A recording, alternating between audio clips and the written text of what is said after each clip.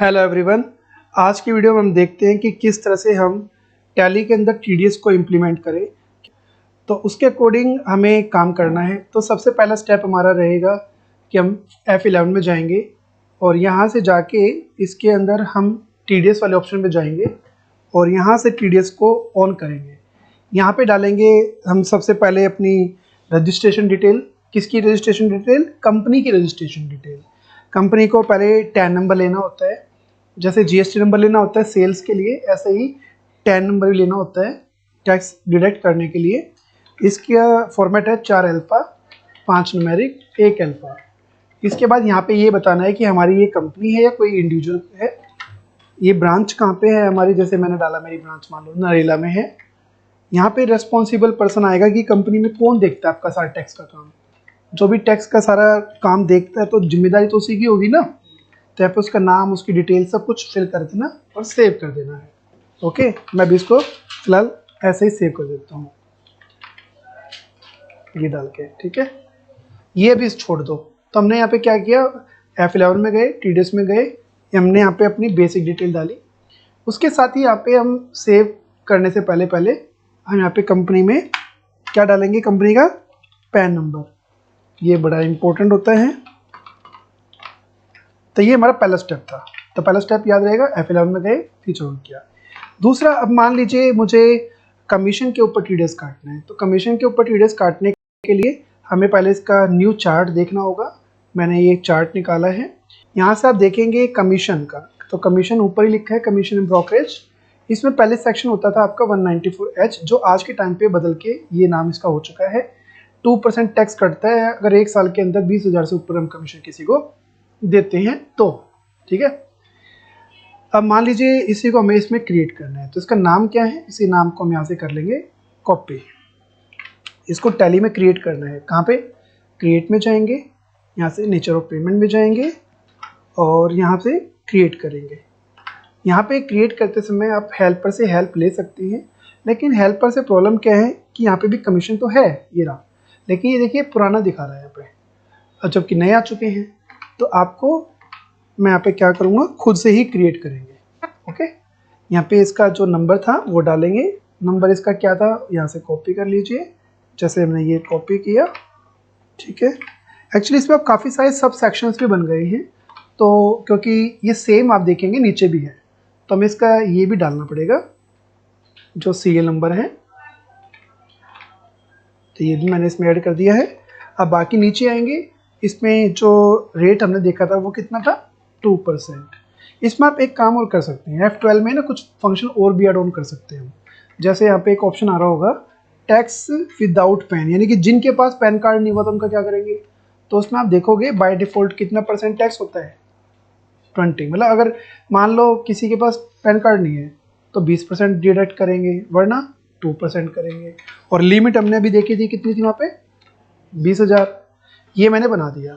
अब मान लीजिए मुझे, देखो मैं किसी को कमीशन देना है, कमीशन देने से पहले खर्चा बुक करोगे ना, तब कमीशन दोगे या डायरेक्ट पेमेंट कर दोगे? पहले खर्चा बुक करना चाहिए। तो खर्चा किसी न किसी के नाम पे बुक होता है, कोई कंपनी, कोई पर्सन, कोई तो होगा। तो खर्चा बुक करना है, तो खर्चा बुक करने के टाइम पे हमेशा एंट्री होती है। जो भी खर्चा होता है वो डेबिट होता है। खर्चे क्या होते हैं हमारे, हमेशा एक्सपेंस को हमेशा क्या करते हैं हम एंट्री करते समय डेबिट करते हैं। एक्सपेंस हमेशा ही डेबिट होते हैं, याद रखना। ठीक है, और तो वो काम हमें करना है, तो उसको करने के लिए हम जाएंगे वाउचर में। अब 2 ऑप्शन है, या तो आप इसे जनरल में करो या फिर परचेज में करो। परचेज में करेंगे तो आप इसे करेंगे कौन से मोड में, अकाउंटिंग इनवॉइस मोड में। इससे बेनिफिट ये होगा कि आपका टीडीएस है ना खुद ही कैलकुलेट हो जाएगा। मैं अभी जीएसटी नहीं कर रहा, अगर आप अदरवाइज आप जीएसटी के साथ भी इस एंट्री को ट्राई कर सकते हैं। यहाँ पे आएगा बिल नंबर, यहाँ पे आएगी पार्टी। जैसे एक पार्टी स्वास्थ्य हमने बना रखी है, इसको क्रेडिटर भी लेना है। यहाँ पे टीडीएस इसका ऑन होना चाहिए और ये बता देना कि ये स्वास्थ्य कोई कंपनी है या कोई नॉन कंपनी है, इंडिविजुअल है, ये गवर्नमेंट कंपनी है, प्राइवेट कंपनी है, क्या है ये। तो ये मैं एक कंपनी है, वो भी इंडिया की, तो रेजिडेंट वाला ऑप्शन चुनेंगे। और यहाँ पे इसका पैन कार्ड डालना पड़ेगा। पैन कार्ड बड़ा इंपॉर्टेंट है ना। तो पैन कार्ड के लिए हम यहाँ पे इसका एक पैन कार्ड ले लेते हैं, ये हमने ले लिया। जीएसटी में अभी कर ही नहीं रहा हूँ, तो अभी यहाँ पे रेगुलर ले रहे हैं, लेकिन मैं जीएसटी नंबर नहीं डाल रहा हूँ, और इसको सेव कर देते हैं। इसके बाद तो अब इसके बाद हम नीचे आएंगे पर्टिकुलर में, और पर्टिकुलर में क्या करेंगे, सर्विस का नाम डालेंगे। तो जो हम सर्विस थी हमने, यानी कि जो सर्विस मतलब खर्चा, तो कमीशन में जो दे रहा हूँ वो भी तो एक्सपेंस ही है ना। अब कमीशन क्या भाई, कमीशन मिल भी तो सकता है, अगर मिलेगा तो फिर वो खर्चा कैसे हो गया, वो तो इनकम है, फिर तो परचेज में आएगी ही नहीं वो तो, ठीक है। तो ये हमारा हम दे रहे हैं द कमीशन पेड, और ये किस में जाएगा आपका, एक्सपेंस में। और इसमें अभी जीएसटी में कर नहीं रहा हूँ तो इसको वैसे छोड़ दो, कोई दिक्कत नहीं है। अदरवाइज जीएसटी करोगे तो आपको इसको HSN भी डालना पड़ेगा और रेट भी डालना पड़ेगा। फिलहाल हम अभी टीडीएस पे ध्यान दे रहे हैं, तो सिर्फ नाम, ग्रुपिंग, और नीचे एक ऑप्शन आएगा स्टैचुरी का। तो इसके अंदर जब तक हम ये नहीं बताएंगे कि ये भाई कमीशन से रिलेटेड है या किसी और चीज़ से रिलेटेड है, तो वो काम ही नहीं करेगा ना। तो आपने अभी तक क्या देखा, हमने पार्टी ली, उसमें उसका टीडीएस ऑन किया, एक्सपेंस लिया, एक्सपेंस हमने लिमिट रखी थी 20,000 की, अगर मैं एंट्री कर दूं 12,000 की, मतलब मैं 12,000 कमीशन दे रहा हूँ इस पार्टी को, पहली बार कमीशन दे रहा हूँ 12,000 इस साल का, तो इसमें देखते हैं टीडीएस कटेगा या नहीं कटेगा। तो उसके लिए एक लेजर और बनाना पड़ेगा, वो क्या, टीडीएस। मैं चाहूँ तो अलग भी बना सकता हूँ, टीडीएस ऑन कमीशन का अलग, बाकी अलग अलग सेक्शन वाइज, लेकिन मैं अभी एक ही बना रहा हूँ। तो इसको यहाँ पे क्या लेंगे, टीडीएस।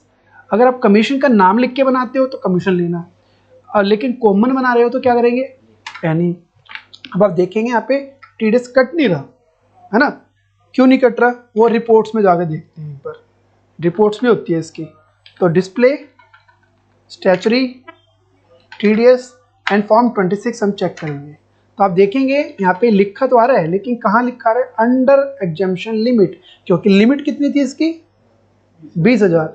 हमने अभी तक कमीशन कितना बुक किया इसका, 12,000, यानी कि पहली बार ही तो है ना ये। अब कुछ दिन बाद हमने इससे फिर से कुछ काम करवाया कंपनी ने, तो फिर से भी कमीशन देना पड़ेगा। तो कुछ दिन बाद फिर से मान लो इसका एक फिर से हमारे पास खर्चा आ गया इसी साल का, ठीक है, वो हम लेके चलते हैं मान लो 20 तारीख को, 20 अप्रैल को है। अब दूसरा बिल है इसका, पार्टी वही है अभी, है ना, क्योंकि उस पार्टी का ही जब तक लिमिट नहीं पहुंचेगी ना 20 से ऊपर, तब तक नहीं लेगा ये। लिमिट कैसे, पहले वाला अमाउंट प्लस अब आगे वाला जुड़ता रहेगा। जिस दिन वो 20,000 क्रॉस हो जाएगा तो हमें पीछे के जितने बिल कटे ना 1 अप्रैल से, उन पे भी टीडीएस काटना पड़ेगा। अभी जैसे यहाँ पे मैंने लिया फिर से कमीशन, पहले 12 था, इस बार मैं काम करता हूँ 11 ले लेता हूँ। तो 12 और 11 कितना हो गया, 23, और लिमिट कितने की थी, 20। तो अब आपको 11,000 पे भी टीडीएस काटना पड़ेगा, और ये वार्निंग देगा हमें पीछे वाले के लिए भी। देखते हैं इसको करके, यहाँ पे मैं टीडीएस, अच्छा अगर मैं अभी भी अमाउंट मान लो कम लेता 6,000, तो 6 और 12 तो अभी भी क्रॉस नहीं होती, तो फिर टीडीएस नहीं कटता। अभी ये जो कटा है ये 220, ये फिलहाल अभी 11,000 का कटा है, लेकिन जब इसको हम सेव करेंगे तो देखते हैं कोई मैसेज या वार्निंग आती है क्या। तो यहाँ पे क्या कह रहे हैं कि लिमिट क्रॉस हो चुकी है, तो पिछला एक बिल था स्वास्तिक का, उसका टीडीएस काटना है। तो ये सिस्टम खुद ही काट ले या वो आप खुद जाके उसकी एंट्री पास करोगे। एक होता है यस करेंगे तो पिछला जो बिल नहीं था उसका ये ऑटोमेटिक खुद ही डिडक्ट कर लेगा, इस वाली एंट्री को सेव कर देगा और उसका भी डिडक्ट कर लेगा, ठीक है। और अगर मैं कहता हूँ नहीं मैं बाद में देखूंगा इसको, तो नो कर दिया मैंने।